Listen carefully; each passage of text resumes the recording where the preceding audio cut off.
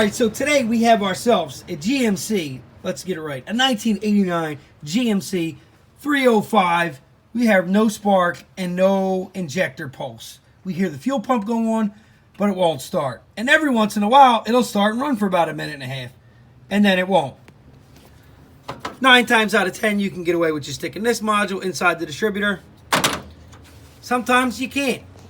Replace the whole distributor. If you put that module in, it doesn't work, go get a whole new distributor. Napa sells a remanufactured one for around $130. I'm sure you can find it cheaper somewhere else, but it won't be as quality. So, like and subscribe to my page for my handy, helpful hints. And this goes for any throttle body motor from 80, actually I think they're in the 86s, 87s, up to about 94.